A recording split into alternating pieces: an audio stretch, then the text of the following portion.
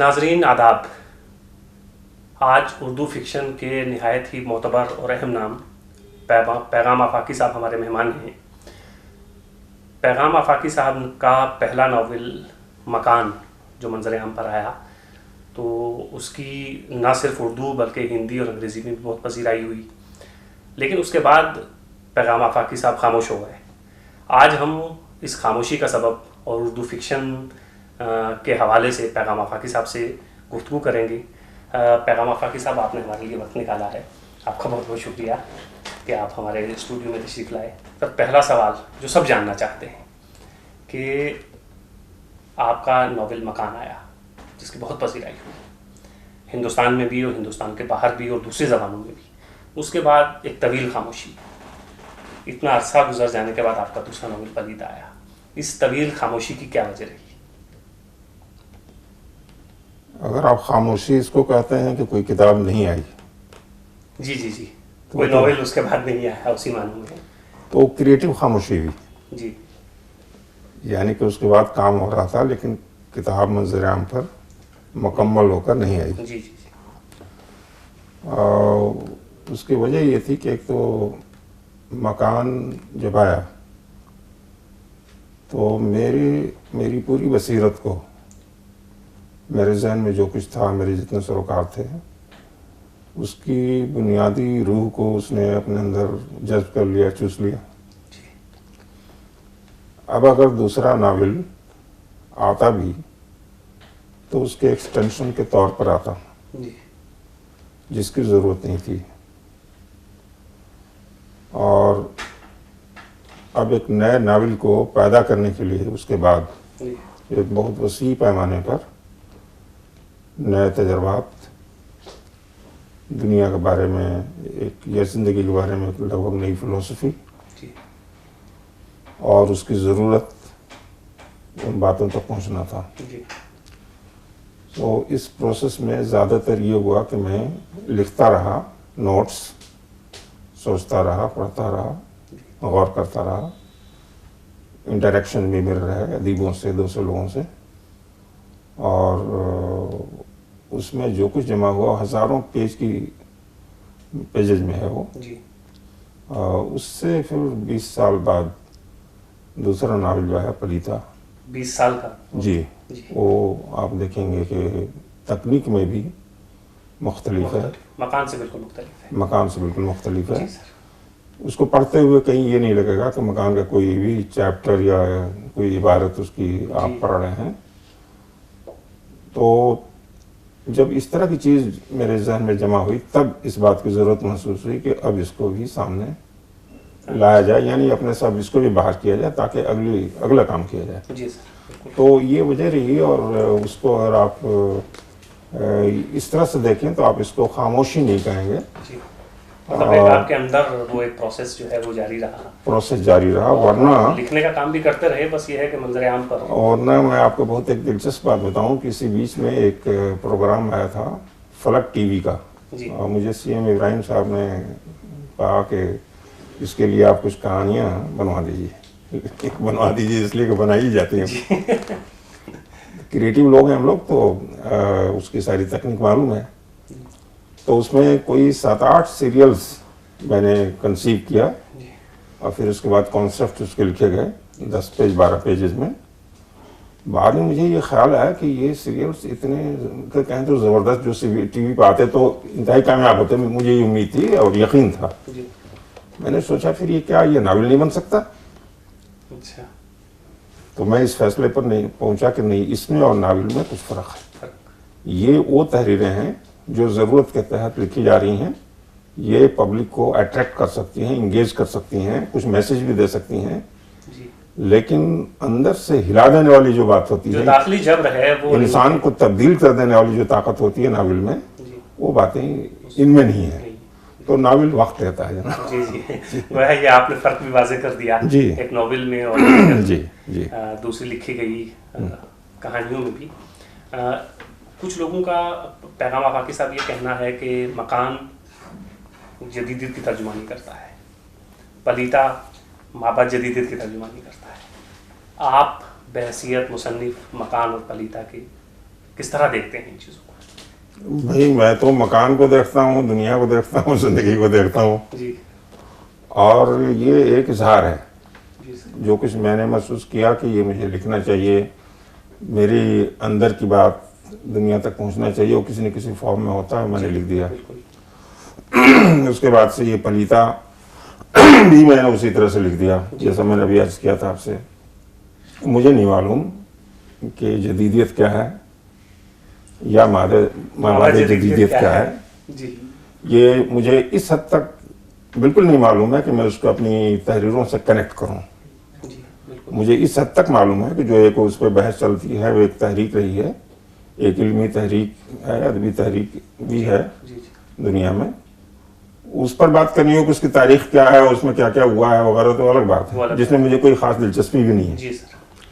लेकिन मुझे खुद ये नहीं मालूम है कि क्या उसका कोई ताल्लुक मेरी किताबों से है या नहीं है। जी अदीब होने के नाते जी। जरूर उसके बारे में कुछ कॉन्सेप्ट्स हैं जो, और या उसकी जो तारीख रही है वो है, लेकिन मेरी तहरीरों से उसका क्या ताल्लुक है मुझे नहीं मालूम।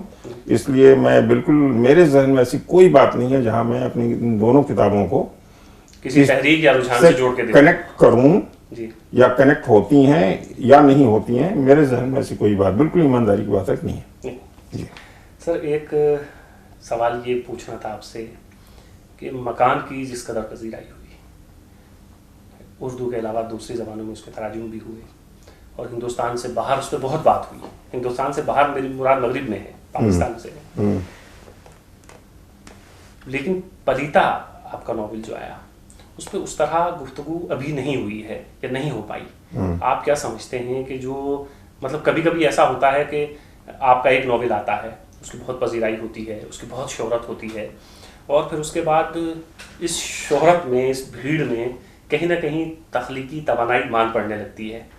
आपको क्या ऐसा महसूस हुआ कि आपकी जो शोहरत मकान से आपने हासिल की थी, या मकान की जिस कदर पजीराई हुई थी, वो पलीता को हासिल नहीं हुई या उस कदर उसकी पजीराई नहीं हुई? उसकी एक वजह हो सकता है कि एक वजह कहीं ये तो नहीं रही कि आपके पहले नॉवेल मकान ने आपको बिल्कुल शोहरत की बुलंदियों तक पहुंचा दिया था? देखिए, पजीराई हुई या पजीराई नहीं हुई, ये दोनों तब जाहिर होगा जब उस पर गुफ्तगू हो। जी इसलिए अगर उस पर गुफ्तगू अभी शुरू नहीं हुई है तो ये तो कह नहीं सकते कि पजीराई नहीं हुई। जी बिल्कुल। ये भी नहीं कर उस वक्त सकते, हमें देना चाहिए तहरीरों ये भी नहीं कर सकते कि पजीराई हुई, ठीक है, लेकिन ये भी नहीं कर सकते कि पजीराई नहीं हुई। मकान के हवाले से तो हम कह सकते हैं, लेकिन पलीता के हवाले से उस पर मैं आ रहा हूँ। जी जी तहरीरों का लिखने वाले के सामने एक टारगेट होता है कि हम जो चीज़ दे रहे हैं वो समझे जाने में कितना उसको वक्त लगेगा। जी बिल्कुल। ये राइटर को डिसाइड करना होता है। मुझे मकान के बारे में हो सकता है जल्दी रही हो कि उसमें ऐसे एलिमेंट्स हों, जी। उसका अंदाज़ बयान ऐसा हो जी सर। कि वो फौरन क़ारीन को समझ में आए और उन पर असरअंदाज हो और उससे गुफ्तगू हो। लेकिन मैं कह सकता हूँ कि पलीता के बारे में डेलिबरेट मेरी ये स्ट्रेटजी रही है और मुझे मालूम है। इसलिए मैंने आपको जितने दोस्तों के पास ये किताब गई है उनसे ये कहा कि अभी आप 1-2 साल वेट कीजिए, इसको पढ़ने में, समझने में, इसके असर को समझने में, देखने में वक्त लगेगा। लेकिन एक बात का अंदाज़ा, लेकिन एक बात आप मत भूलें कि ये किताब 3 महीने के अंदर 1000 कापियाँ इसकी ख़त्म हुई थी जी जी पब्लिशर के यहाँ से। जी। और आप उसके जो मैसेज है, वो मैसेज भी ऐसा था कि अब मेरा ख्याल है कि अब कोई कहने में उसको दिक्कत नहीं है जी। कि इसकी किताब के बैन हो जाने का पूरा पूरा खतरा था। अच्छा। मैं चाहता ही नहीं था कि इसके ऊपर ज़्यादा गुफ्तगू हो। मैं ये चाहता था पहले लोगों के जहनों में चला जाए, जी क्योंकि अगर आपने पढ़ा है और नहीं पढ़ा तो जिन्होंने पढ़ा उनसे पूछिए कि उसमें क्या है, जी और आप उसको कनेक्ट कीजिए 2 साल के बाद हिंदुस्तान में अभी जो हिंदुस्तान का सियासी मिजाज बना है जी और जिस तरह से जहनों में तब्दीली आ रही है, वो किधर जा रही है। आपको पिछले 50 साल में कोई भी अदबी या सियासी या जर्नलिस्टिक किताब ऐसी नहीं मिलेगी जिसने इस रूह को जो अभी आपको अभी दिखाई दे रही है, इसकी झलक और इसकी तस्वीर पूरी उसमें मिल जाए एडवांस में 2 साल 3 साल पहले।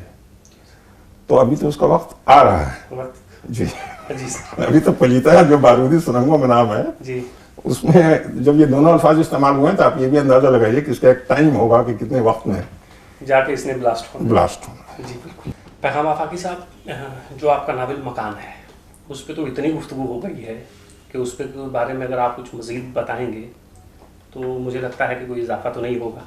इतने बड़े बड़े लोगों ने उस पर गुफ्तगू की, और लेकिन ये आपका नावल जो पलीता है, जैसे मैंने पहले भी अर्ज़ किया कि इस पर अभी उतनी गुफ्तगू नहीं हुई है, जैसे आपने फरमाया कि वक्त लगेगा। हम ये चाहते हैं कि हमारे नाजरीन जो हैं उनको कुछ आप पलीता के बारे में कुछ बता दें। उन नाजरीन में मैं खुद भी शामिल हूँ। मैं चाहता हूँ कि मुझे कुछ पता चले पलीता के बारे में, और ये तरकीब आपको मिली कहाँ से, पलीता लिखने का ख्याल कहाँ से आया इस तरह का नावल। क्योंकि इस तरह के नावल हम देखते हैं, जो हमने थोड़े बहुत उर्दू में कहानियाँ या नावल पढ़े हैं, इस तरह के नावल उर्दू में नहीं लिखे गए हैं जहाँ तक मैंने पढ़ा है या मेरी थोड़ी बहुत समझ है। तो कैसे ये सब कुछ आप कर गए? और फिर ये भी है कि आपने शऊरी तौर पर आपने जैसे फरमाया कि मकान के वक्त तो आप चाहते थे कि बातें हों उस पर, लेकिन इस पर आप चाहते हैं कि अभी बात ना हो। तो ये बहुत बड़ा रिस्क है एक तरह से कि आप ये कह रहे हैं कि आपका नावल भी मार्केट में आए और आपकी तहरीर को उस तरह गुफ्तगू इतनी जल्दी ना हो। आपने शऊरी कोशिश की है इस नावल में, इसकी क्या वजह रही है? ये मामला बहुत कॉम्प्लेक्स है। ये नावल कैसे मेरे जहन में आया, ये बात मैं क्यों कह रहा हूँ कि मैं चाहता था कि पहले लोग पढ़ लें, बाद में गुफ्तगू हो। मेरे जहन में तो ये नावल इस तरह से आया कि मेरी अंडमान में पोस्टिंग हुई थी 1980 में।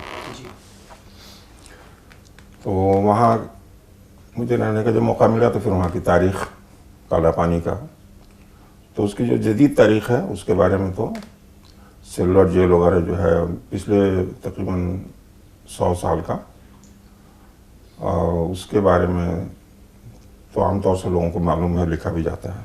लेकिन उससे पहले का जो शुरू का पीरियड था तकरीबन 20-30 साल का, और उस पर किसी ने ठीक से लिखा नहीं, गौर नहीं किया, जबकि वो पीरियड बहुत ही अहम था। उसमें ख़ास बात मेरी जानकारी में आई कि वहाँ पर सेहतमंद और मजबूत मज़दूरों को हासिल करने के लिए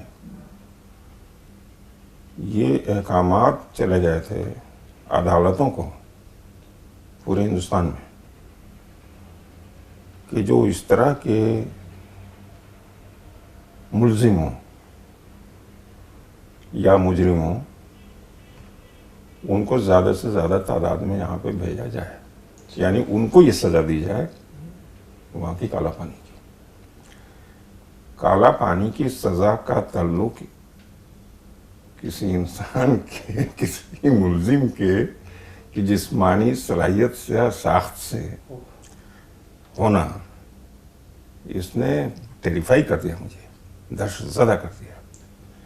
और ये कौन कर रहा था? जो पूरा पायनियर है पूरी दुनिया में डेमोक्रेसी का, उसकी हुकूमत में ये हो रहा था। उस पर गौर करते करते अगले तकरीबन 30 साल मुझे लगे, और फिर उसमें उस हुकूमत का जो क्या कहते हैं कि उसका डिसेंडेंट, उसके जो वारिस हुकूमतें हैं, इसमें हमारी हुकूमत भी है, इसका जो पूरा निज़ाम है ये भी कैसे चलता है, इस पर भी मुझे बहुत कुछ गौर करना पड़ा। अब जो हकीकत पूरी खुल के सामने आई उसको मुझे नावल में पेश करना था, लेकिन बदकिस्मती से ऐसा होता है कि हिंदुस्तान में अभी ऐसा माहौल नहीं है कि लोग अदब में और सियासत में और जर्नलिज्म में फ़र्क कर सकें। बिल्कुल। ये जो सोशल मीडिया का ज़माना है, और पिछले कुछ महीनों से हम देख रहे हैं कि आप सोशल मीडिया पे बहुत एक्टिव हैं, और हम जो चीज़ें आपकी वहाँ पढ़ते हैं, जाहिर है वो किताबी शक्ल में हों या सोशल मीडिया पे, फेसबुक पे आप लिखते हैं, हम बहुत सीखते हैं उससे। हमें ये लगता है आपकी तहरीरें पढ़ के जो फेसबुक पे हैं कि आप उर्दू में जो नक़ाद का वजूद है उससे कुछ मुतमईन नहीं है। क्या आप समझते हैं कि नक्काद का वजूद हमारी ज़बान में कहीं है या नहीं है? क्या आप अहमियत देते हैं उसको? भाई पहली बात ये है कि सोशल मीडिया पर एक्टिव होने का मानी कुछ और हो जाता है। नहीं, मैं एक्टिव होने का मानी सिर्फ इसमें ले रहा हूँ कि आप कि उसके उसकी बहुत सी जी जी जी ब्रांचेज रसायल जो है हैं। हर जगह नहीं पहुंच पाते हैं, किताबें नहीं हाँ। पहुंच पाती हैं, तो उसकी भी एक रेंज है कि हाँ, आप हिंदुस्तान में बैठ के राजौरी गार्डन में लिखते हैं और सारी दुनिया उसको पढ़ती है। मैं बताता हूँ कि वो एक्टिव होने की बात मैंने इसलिए कही कि आपके वैसे भी इंटरनेट के ऊपर बहुत सारी चीज़ें हैं और उसमें से एक चीज़ है फेसबुक, और फेसबुक में भी बहुत सारे तरीके हैं एक्टिव होने के। जी जी बिल्कुल। उस तरह एक्टिव नहीं, उस होने तरह आप कह भी नहीं सकते आपको कि उस तरह नहीं है। मैं उस तरह एक्टिव नहीं हूँ। एक जो होता है कि व्हाट्स ऑन योर माइंड, आपके जहन में इस वक्त क्या है, वो मैंने गौर किया तो बहुत मज़ेदार चीज़ हो लगी जी कि यहाँ उसी वक्त में वो लिखता हूँ जो लिखता हूँ, जी और कुछ होता है तो उसे भी लिख देता हूँ, अब कागज़ पर नहीं लिखता। जी और मुझे ये लगा कि वो अपने उन दोस्तों से जिनको दिलचस्पी हो उनसे शेयर करने का मौका मिलता है। तो दरअसल ये बिल्कुल उसका बदल है कि जब हम लोग कहीं करीब करीब रहते थे, जैसे यूनिवर्सिटी में थे कमरे में, तो बहुत सारे दोस्त आ जाते थे, या यहाँ भी दिल्ली में भी जब मुसाफिरें कम थी और कोई ये था तो बहुत सारे दोस्त कभी जमा हो जाते थे, तो एक दूसरे को सुना लेते थे, गुफ्तगू कर लेते थे। उसी तरह की एक चीज़ जैसे किसी कमरे में कर लेते थे, उसी तरह की एक चीज़ ये हो गई है कि जहाँ पर हम गुफ्तगू कर सकते हैं, और उसके अंदर इसलिए जो कुछ होता है हम लिखते हैं और रद्द-ए-अमल मिलता है, तो वो उसका सब्स्टिट्यूट के तौर पर आ गया। ये तो हुई एक्टिव वाली बात। दूसरी बात नक़ाद के वजूद की, उसमें नक़ाद के हवाले से उर्दू में कुछ प्रॉब्लम है, सीरियस प्रॉब्लम है। जो पहला प्रॉब्लम यह है उर्दू में कि कहीं न कहीं सिमटने सिमटाने के बाद नावलों को बिल्कुल एक छोटे से दायरे में, क़ारीन के एक छोटे से दायरे में बंद कर दिया गया है। और ये वो लोग हैं जो ज़िंदगी में फ़ाल नहीं हैं। मैंने उस पर जब कभी ऐसा नोट लिखा, जबकि हमने ये जिक्र किया कि जो क़ारी और नक़ाद का, तो कुछ हमारे जो दोस्त हैं नक़ाद, उन्होंने ये लिखा कि क़ारी का मतलब आम क़ारी, और आम क़ारी का मतलब जो पढ़ा लिखा नहीं होता। जी आम क़ारी का मतलब वो जो अदब के बारे में कुछ ज़्यादा नहीं जानता और इसलिए कोई उनकी अहमियत नहीं है। मैंने उनको उसी पर लिखा भी है कि मेरे नज़दीक एक मेरे जैसे आदमी के लिखे हुए नावल के क़ारी का मतलब है कि मेरा जो लाइफ का विज़न है, जो तजर्बा है, जो मुशाहदा है, उसको शेयर करने में जिन लोगों को दिलचस्पी हो सकती है, वो लोग हो सकते हैं ओपिनियन मेकर्स, वो लोग हो सकते हैं एक्टिविस्ट्स, मे बी जजेस, प्रोफेसर्स, पॉलिटिशियंस, लेजिस्लेटर्स, वैसे सारे लोग जिन्हें मेरे तजर्बों में दिलचस्पी हो सकती है। जिस तरह मैं ज़िंदगी को देख पाता हूँ और जिस तरह समझता हूँ, अगर उसको मैं लिखता हूँ तो शायद वो उनके काम की चीज़ होती है, तो वो मेरे क़ारी हैं। अब उनको आप कह रहे हैं कि वो आम क़ारी है, उसकी राय की कोई अहमियत नहीं, उसके नज़दीक किताबों की मकबूलियत की कोई अहमियत नहीं, यानी कि आप उसको जासूसी दुनिया पढ़ने वाला समझ रहे हैं। वो सारे लोग दुनिया को समझने के लिए, क्योंकि मैं जानता हूं कि ये जिस सर्किल का मैंने जिक्र किया, ये लोग हर अहम किताब को और हर ऐसी नई किताब को पढ़ते हैं जो दुनिया में लोगों के ओपिनियन को चेंज करने में हिस्सा ले रही हैं। ऐसी सारी किताबों को ऐसे लोग पढ़ते हैं क्योंकि उन्हें ओपिनियन फॉर्म करना होता है, उन्हें जजमेंट्स देने होते हैं, उन्हें तकरीरें करनी होती है, उन्हें डिसीजंस ले होते हैं, ऐसे डिसीजंस जो आवाम की ज़िंदगी को मुतासिर करते हैं। तो एक तो हमारे जो नक़ाद भाई हैं उसमें से काफ़ी खुद ही ऐसे हैं कि जिनका ज़िंदगी से बहुत कम ताल्लुक़ है।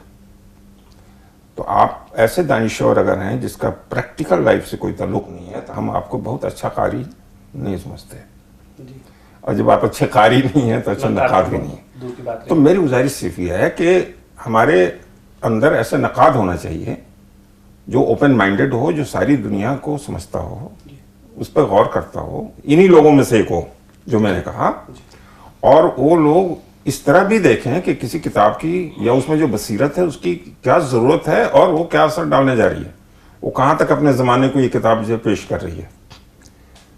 तो ऐसे जब आप इस तरह से लोग सोचेंगे तो ये भी होगा कि जिस तरह से यूरोप में कुछ देखा गया, वहाँ कोई तनकीद की कुछ बुनियादी बातें, कुछ बुनियादी थीम्स जो फैशन में आ जाती हैं, उससे अलग होके सोचने का भी मौका मिलेगा। तब मेरा ख्याल है कि वो मेरी किताब तो कम से कम तब वो बेहतर तरीके से समझ पाएंगे।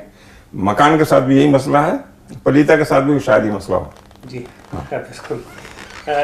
अफसाने के ताल्लुक से कुछ बरगुज़ीदा नाक़दीन अदब की ये राय है कि ये उर्दू में दूसरे दर्जे की चीज़ है शायरी के बिलमुकाबिल। आप शायर भी हैं, आप बहुत अच्छे हमारे फिक्शन राइटर लिखने वालों में हैं। आप क्या समझते हैं कि वाकई ऐसा है कि अफसाना शायरी के मुकाबले में दूसरे दर्जे पे है? सवाल ये है कि आप उसमें क्या ढूंढ रहे हैं। अगर आप हकीकत को देखना चाहते हैं तो फिक्शन अव्वल दर्जे की चीज़ है। अगर आप जमालियात की तरफ ज़्यादा झुके हुए हैं तो शायरी बेहतर है, अव्वल दर्जे की चीज़ है। नावल का, अफसाने का काम जिंदगी को उसकी कुल्ली हकीकत की रोशनी में दिखाना है। ये अपने आप में एक अलग काम, एक अलग रोल, एक अलग चैलेंज है। ये तज्जियाती होता है, इसमें फैक्ट्स की अहमियत होती है और इसमें रिदम नहीं होता, बल्कि रिदम और रिदम के अलावा टूटते हुए रिदम का खेल होता है। शायरी इसी ज़िंदगी को या इसी ज़िंदगी में एक खूबसूरत तस्वीर तलाश करती है। कोई टेढ़ी मेढ़ी बात भी है तो उसको खूबसूरत तरीके से पेश करती है और उसको आप बहुत कंफर्टेबली पढ़ सकते हैं। शायरी आपको, आपके ख्याल को डिस्टर्ब कर सकती है लेकिन आपकी बसीरत को डिस्टर्ब नहीं करती। फिक्शन आपकी बसीरत को तेज़ाब की तरह डिस्टर्ब करना शुरू करता है। तो ये दो मुख्तलिफ चीज़ें हैं। दूसरे दर्जे की, पहले दर्जे की किसके लिए है? जो लोग शायरी के बारे में ऑब्सेस्ड हैं उनके लिए फिक्शन यकीनन दूसरे दर्जे की चीज़ है। लेकिन जो लोग फिक्शन में इंटरेस्टेड हों उनके नज़दीक शायरी वो चीज़ है जो पिछले ज़मानों में जा चुकी। क्योंकि पहले दास्तानें तो वैसे तो प्रोज़ में थी, लेकिन बहुत सारी एपिक्स हैं जो शायरी में लिखी गई और शायरी के अंदर पेश करने का मकसद ही ये था और उसका नतीजा ही ये होता था कि आप उसके खुदराहट को ख़त्म कर देते थे, अच्छा बना के पेश करते थे, खूबसूरत बना के पेश करते थे जी। तो आपका इंटेंशन ये खूबसूरत बना के पेश करना हकीकत को, उस हद तक वो खूबसूरती के लिए आप जो है दूसरे को फ्रेम में डाल रहे हैं, उस हद तक कि खूबसूरत बना के पेश करेंगे। इसलिए उसकी कमी को महसूस करते हुए फिक्शन जो लोग लिखना चाहते थे, जो हकीकत को पेश करना चाहते थे, उन्होंने उसको खैरबाद कर दिया।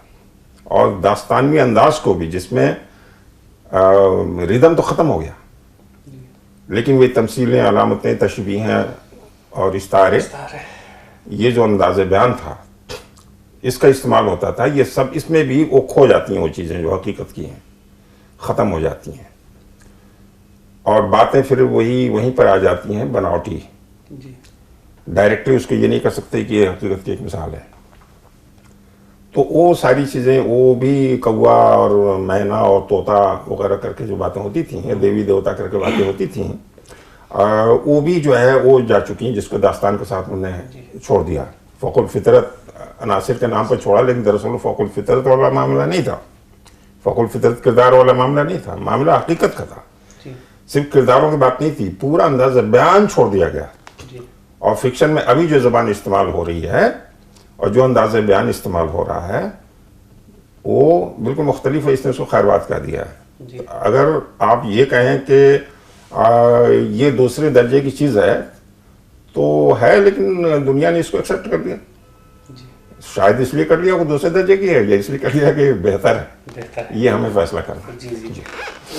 सर अब हालांकि वो जैसे गुलो बुलबुल की बात शायरी में लाजिम मलज़ूम समझी जाती थी, लेकिन उसके बाद अब लगता है कि नए तजुर्बे हमारे शोरा ने भी किए हैं, जिसमें ज़फ़र इकबाल हमारा बहुत बड़ा नाम है। ये तो एक अलग बात रही। एक बात आपसे पैगाम आफाकी साहब ये करनी थी कि फ़िक्शन के हवाले से जब भी हम कोई मज़मून पढ़ते हैं या किसी से गुफ्तगू करते हैं तो हमें ये सुनने को मिलता है कि अरे फ़िक्शन की उम्र ही कितनी है, उर्दू फ़िक्शन की कितनी उम्र है। ये सुनते सुनते भी बहुत साल हो गए हम लोगों को। इन सवालों को मैं बिल्कुल अलग तरह से देखता हूँ इसके जवाब। ऐसी बात कभी कभी होती है, इसकी कोई ख़ास अहमियत नहीं है, और जिस तरह देखा जाता है उसमें तो वही जवाब है जो लोग जवाब देते भी हैं कि साहब इसकी उम्र क्या है, या क्या कोई ऐसी कहानी है जो आलमी अदब के ज़ुमरे में रखी जा सकती है। आप आज़ादी की लड़ाई को देखिए, हिंदुस्तान में जो तब्दीली हो रही थी इसको देखिए, उसमें उर्दू का जो रोल था उसको देखिए, उस वक्त को देखिए, उस वक्त क्या हो रहा था, उसके बाद के भी छोड़ दीजिए, उस वक्त के देखिए, उस वक्त फिक्शन कितनी तेजी से उर्दू का पहुंचा, और उसने वो तो देखिए। अब वो दूसरा आलमी तनाजुर में है तो भाई हिंदुस्तान की हकीकत को पेश करने के लिए आप फ्रांस का अफसाना लाएंगे? बिल्कुल। आप इस तरह देख ही नहीं सकते फिक्शन को। आलमी तनाजुर क्या होता है, आलमी म्यार क्या होता है, कुछ नहीं होता। जहां का फिक्शन है, जहां की हकीकत है, उसको वो पेश कर रहा है। हमें देखना यह है कि क्या हम अपनी हकीकत को पेश करने में कामयाब हो रहे हैं या कामयाब नहीं हुए। इसको हम लोगों ने कोशिश भी की है, देखा भी है। जैसे प्रेमचंद ने अपने ज़माने में जो कुछ हुआ देखना था, उन्होंने देखने की कोशिश की, वो वहाँ तक गोदाम तक उतर गया, ज़मीन तक उतरे, कहानियों में भी उतरे, उसमें भी उतरे, नावल में भी। उसके बाद से जो हालात हुए उसमें हिंदुस्तान का पार्टीशन हुआ और कौम का नज़रिया, हिंदुस्तानी कल्चर का नज़रिया, ये इशूज़ खड़े हुए, इसमें क़ुतुल-ए हैदर बिल्कुल इसकी गहराई में उतर गई। उसके बाद वो हुआ गया। अब उसके बाद से मान लीजिए कि उसके 10 साल के बाद हिंदुस्तान में, अब जो हिंदुस्तान में डेमोक्रेसी आगे बढ़ी और यहाँ की ज़िंदगी अंदर से उबल उबल के सामने आने लगी, छोटे बड़े और दुनिया भर की कशमकश, बहुत सारे मसाइल, इसमें इंसान की क्या हैसियत है, उसमें बहुत से लोगों ने लिखा, उसमें मकान भी मैंने लिखा, आज पलीता भी लिखा है। उसकी हकीकत को पेश करने के लिए सब ने कोशिश की है, मैं भी कर रहा हूँ। देखने की बात यह है कि आप ये कहिए अगर, या ये साबित कर दीजिए कि मकान अपने ज़माने की हकीकत को पेश नहीं कर रहा है, या इस तरह से और भी नावल हैं जो भी हैं वो पेश नहीं कर रहा है। इसकी रोशनी में देखिए जो मसाइल हमको दरपेश हैं, जो जिंदगी हमारी आज की हकीकत, आज की जो हकीकत है वो कितनी दिखाई दे रही है। फ्रांस की जिंदगी और हमारी जिंदगी बिल्कुल मुख्तलिफ है, तो कहानियां भी तो वैसी लिखी जाएंगी। तो अगर टेक्निकली कोई बहुत ज्यादा रिफाइंड नावल भी होगा जर्मनी का या फ्रांस का, लेकिन जब आलमी अदब की बात करेंगे तो वहां पे किताबें उर्दू वालों की ही रखी जाएंगी, या हिंदी वाले की रखी जाएंगी, या बंगला की रखी जाएगी, फ्रांस वाले की नहीं रखी जाएगी। फ्रांस के हवाले से रहेगी। आलमी ये जुमरा क्या होता है, बिल्कुल गलत तस्वर है। यानी कि गोया किसी ने तय कर दिया कि नावल कैसा होना चाहिए। वो कौन हजरत हैं जिन्होंने तय किया, वो पैगंबर कौन है वो अदब के, और कहां से उनको ये अथॉरिटी मिली है कहने की कि आलमी सतह पर इस तरह की चीजें लिखी जानी चाहिए। अगर इससे मुराद ये है कि ड्रामेटिक्स अपनी इंतहा पर हों, जबान का इस्तेमाल बहुत ही मतलब कि में बहुत ही खलाकाना जबान का इस्तेमाल हो रहा हो, किरदार निगारी ये हो, फला ये हो, स्ट्रीम ऑफ कॉन्सियसनेस हो, फला फला फला फला फला। अगर ये जो तकनीक की बात हो रही है तो आप कौन होते हैं फरमाने वाले कि मैं कौन सा तकनीक इस्तेमाल करूं? आप हमारे नावल को पढ़िए। हकीकत का मामला है, हकीकत को पेश करने के लिए हम इसमें से कोई तकनीक इस्तेमाल नहीं करते हैं, और फिर भी अगर नावल एक सामने आता है और हकीकत आती है सामने, पहले ये तय कर लीजिए कि नावल का काम हकीकत को पेश करना है या नावल का काम कुछ तकनीक के ऊपर कुछ खड़ा करने का नाम है। यही अफसाने का हाल है, यही नावल का है। आलमी जुमरे में रखने वाली कोई बात ऐसी नहीं होती है। और ना ही हमें ये कहना चाहिए कि इसकी उम्र बहुत कम है। ये दोनों बातें गलत हैं जो बहुत मशहूर हो गई हैं। उम्र तो कम है तो अच्छा है। अच्छा है, अच्छा तो लिखा गया है कम उम्र में। कम उम्र में अच्छा है। पैगम साहब, एक सवाल आपसे ये कि ये आपकी फिक्शन के हवाले से गुफ्तगू हो गई, आपने शायरी भी की है, आपका एक शेरी मजमू भी नज़र पर आया है, तो आप क्या समझते हैं? दुनिया ने तो आपको फिक्शन राइटर मान रखा है, आप क्या समझते हैं कि आप पहले शायर हैं या पहले फिक्शन राइटर हैं? अपनी इजहार के लिए, तख्लीकी इजहार के लिए आप मुनासिब किसको समझते हैं, शायरी को या फिक्शन को? नहीं, अभी तो पिछले 20-30 वर्षों से तो फिक्शन ही है। शायरी उस तरह आती नहीं है, मुझे ऐसा लगता नहीं कि उसमें मैं अपने को एक्सप्रेस कर पाऊंगा, लेकिन कभी कभी कुछ चीज़ें ऐसी आ जाती हैं जिसको मैं लिख लेता हूँ। लेकिन वो सब क्या है, शायरी दरअसल मेरा जो मजमुआ आया था वो चूँकि बहुत सी चीज़ें थी जो मुझे अच्छी लगती थी, दरिंदा के नाम से अच्छी लगती थी। बाद में मैंने उस पर गौर किया तो मुझे ये भी लगा कि उसमें कुछ बात कही गई है जो जिस तरह मैंने कहना चाहा है, तो उसको किताबी शक्ल देके और शाया किया था। लेकिन एक दो बातें उसमें, जैसे वो जो दरिंदा का कॉन्सेप्ट है, इतने लोगों ने कहा कि शायरी की किताब और दरिंदा, नाम से तो ऐसा लगता है कि अफसानवी मजमू या नॉवेल होगा। हमने कहा हम हैं महबूबा है जिंदगी और एक दरिंदा भी रकीब, वो जिंदगी को लेकर भागा जा रहा। तो आपने रकीब को दरिंदा बना दिया। रकीब को दरिंदा बनाया। जिंदगी में सब कुछ सामने दिखाई दे रहा है, लेकिन किसी इंसान को मिल नहीं पा रहा। कोई है जो जिसको उसे प्यार है और वो अलग छीन के ले जा रहा है। As simple as this.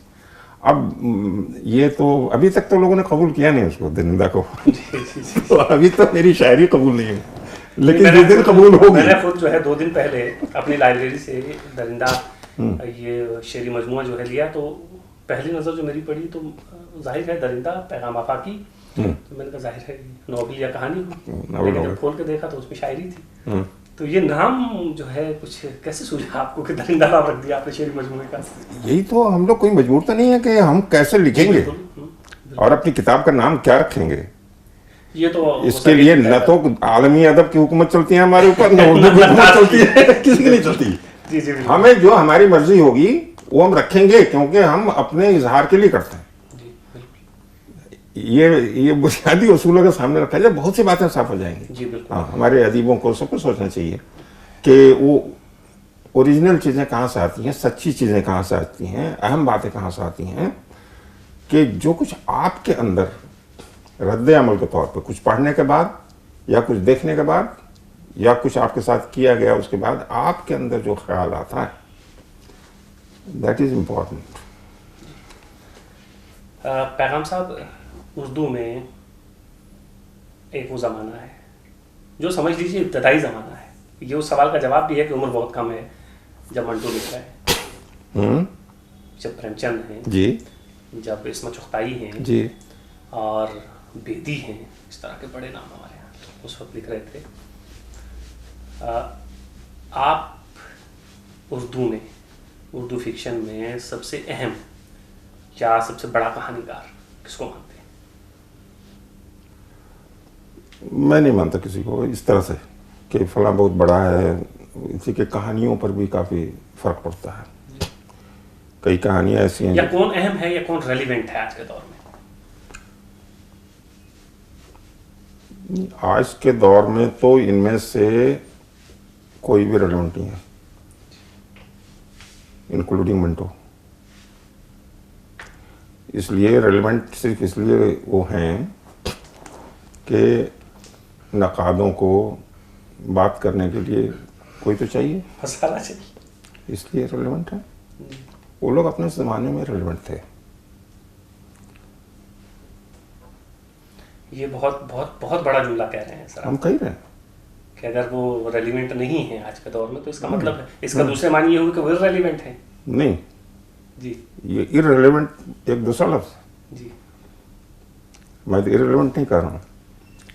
Relevant कहने से प्रॉब्लम ये आएगी कि अब वो सिक्का अगर अभी पूरी तरह नहीं चलता है तो हम उसको जाली तो कह नहीं रहे, जी ये भी नहीं कह रहे हैं कि वो डिवेल्यूड है, ख़त्म है, लेकिन वो सिक्का आज नहीं चलेगा।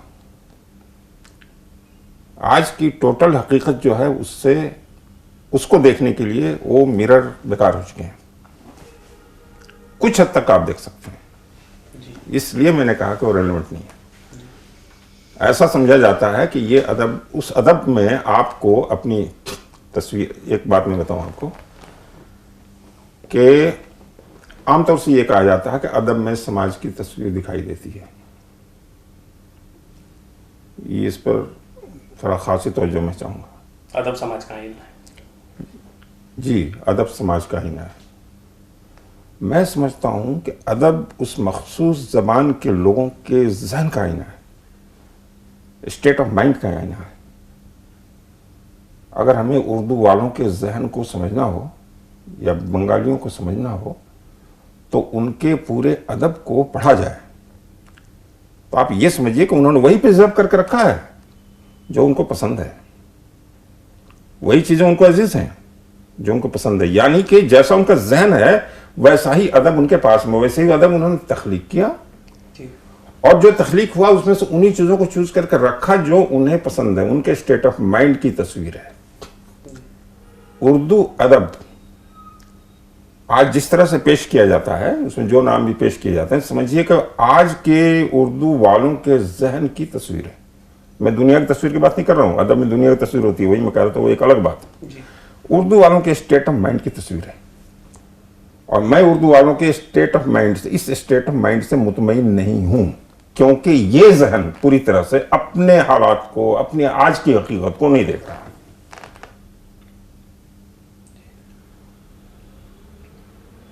अगर आपको तवाइफ को भी देखना है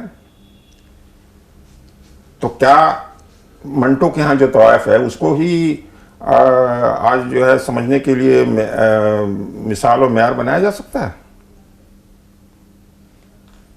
कहाँ रहा रेलेवेंट?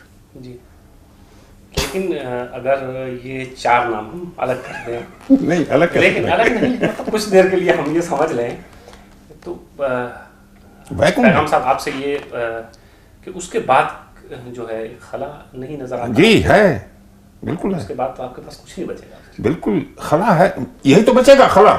जी, यही तो आज की जो हकीकत है और हमारा अदब जो पीछे है, अगर इस खला को पहचान लिया तो हम दौलतमंद हो गए, मालामाल हो गए। कहा जाता है, आप भी समझते होंगे, किसी भी इंसान को कोई मसला उस वक्त तक है, कोई कमी उस वक्त तक है जब तक वो अपने मसले को, अपनी कमी को पहचान नहीं पाता, कॉज को डायग्नोज नहीं कर पाता। जैसे ही वो डायग्नोज कर लेता है कि ये कमी है और इस वजह से ये मसला है, उसके बाद से वो तलाश में लग जाता है कि अब ये सामान कहाँ से लाओ इसके लिए पूरा करने के लिए। तो हमें अपने अदब और आज की हकीकत के बीच में जो खाई है, खाई नहीं कहेंगे, गैप है, जो यहाँ जिंदगी जा रही है हकीकत और अदब यहाँ से चल रहा है, पीछे पीछे चलता है, टाइम लेता है क्योंकि इसका दायरा यूँ होता है, या ऐसा सरपट जर्नलिज्म की तरह नहीं भागता है, तो इसका दायरा है, लेकिन पहुँचता है करीब। तो इसको समझना है ना। जी बिल्कुल। तो ये हकीकत को पेश करने के लिए जो कुछ लिखा गया है और जो होना चाहिए था, अफसोस की बात यह है कि वो नहीं है। अफसोस की बात है कि वो नहीं है और उसके लिए कौन से लोग जिम्मेदार हैं, कौन सी तहरीकें जिम्मेदार हैं, कौन से नकाद जिम्मेदार हैं, ये सारी बातें जो आ रही हैं तनकीद की, नकाद की क्यों आ रही हैं? जो आपने सवाल किया था कि नकादों से, इसलिए भी है कि मैंने जिस हकीकत का जिक्र किया वहाँ तक नावल को आप नकाद नहीं कहते, वो कहीं भी वो कह देंगे परफेक्ट है, आग का दरिया है, बहुत अच्छी बात है, वो बहुत बड़ी चीज़ है हमारी। लेकिन क्या आज की हकीकत उसमें दिख रही है? या आज जो कुछ माजी जिस तरह दिख रहा है, क्या उसमें रिफ्लेक्ट हो रहा है? जी। दो कौमी नजरिया तो दिख रहा है, लेकिन उसके अंदर जो जहर भरा हुआ वो दिख रहा है? आज जो कुछ सामने आ रहा है वो दिख रहा है?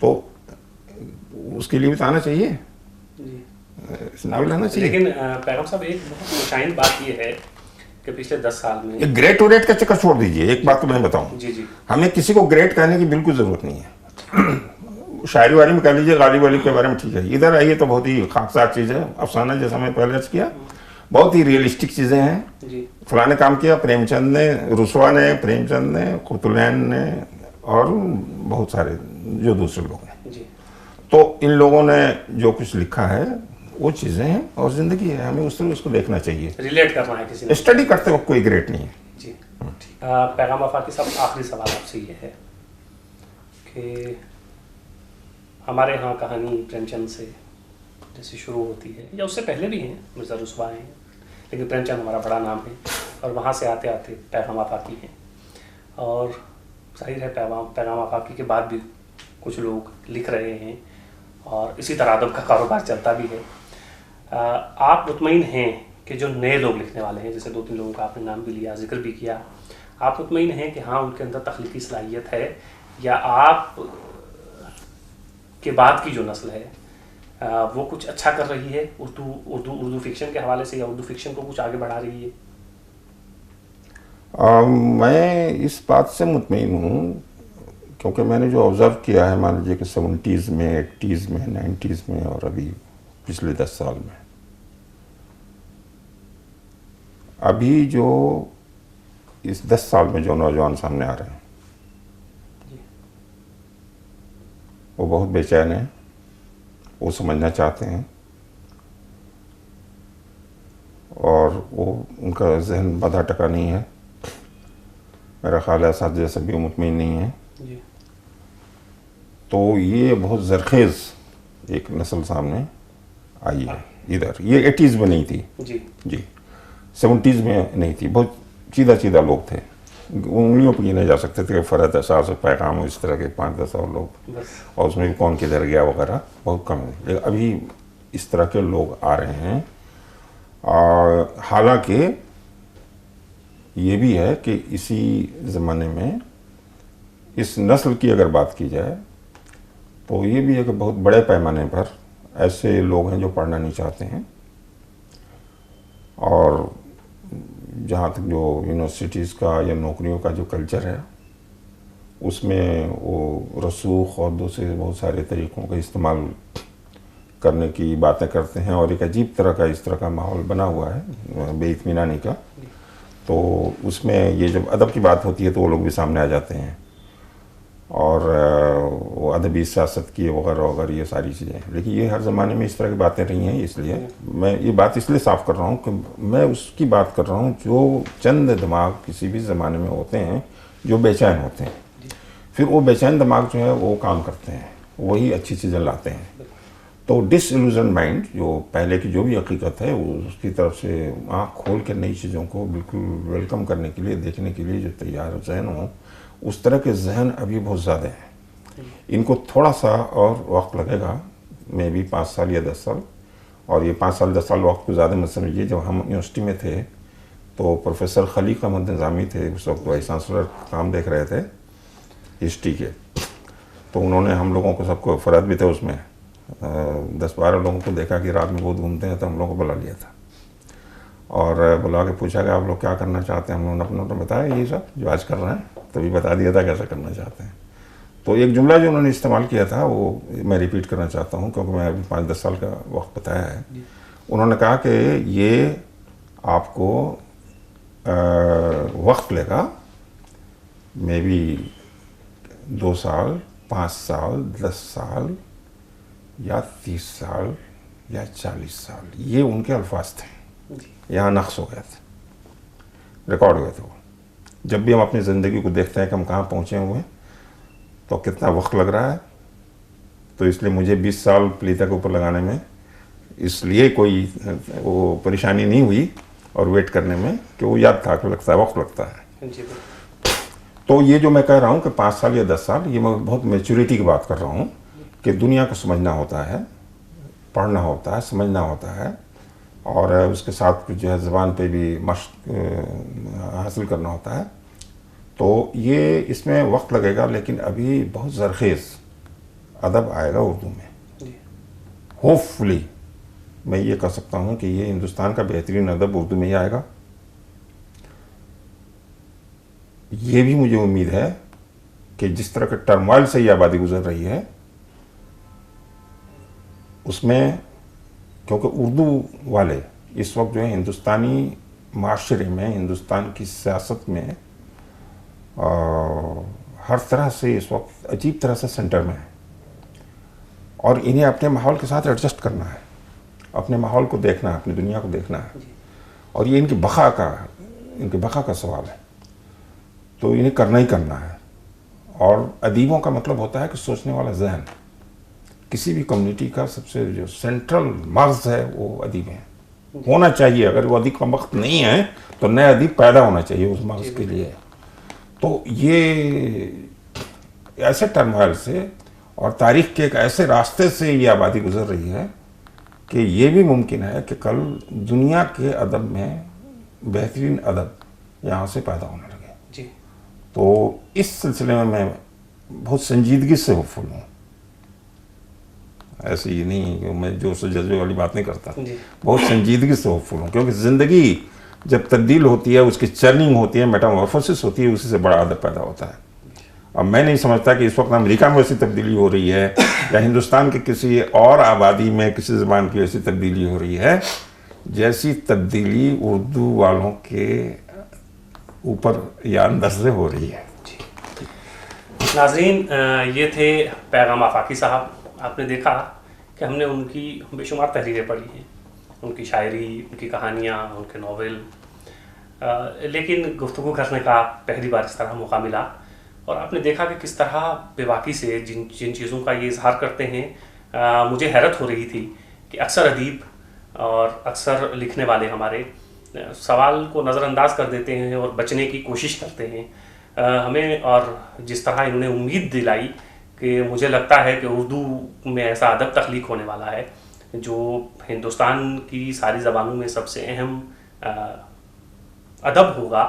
तो हमें ये उम्मीद भी रहती है नाज़रीन कि हम और ये कोशिश भी करते हैं कि ऐसे तख्लीक़कारों को आपके सामने पेश किया जाए या रूबरू करवाया जाए जो अदब की गहरी समझ भी रखते हैं, अदब के साथ साथ समाज को भी समझते हैं। ऐसे ही एक शख्सियत से हमने आज आपकी मुलाकात करवाई। पैगाम आफाकी साहब, आपका बहुत बहुत शुक्रिया कि आपने बहुत शुक्रिया कि आप मौके से देते हैं। ऐसी गुफ्तगू के लिए इंतज़ाम करना पड़ता है आपको, लेकिन हमारी बात को, लेकिन जब ऐसी बातें निकल के आती हैं तो ये सब मेहनत हमारी ऐसा लगता है कि रायगा नहीं गई। हमारे जहन को आप आवाम से, क़ारीन से जोड़ते हैं, तो ये आपका बहुत ही एहसान है और बहुत शुक्रगुजार हम आपके। और मैं समझता हूँ कि आप बहुत अच्छा काम कर रहे हैं, बहुत बहुत शुक्रिया, बहुत ही पुरवकार और बहुत ही बामानी काम कर रहे हैं।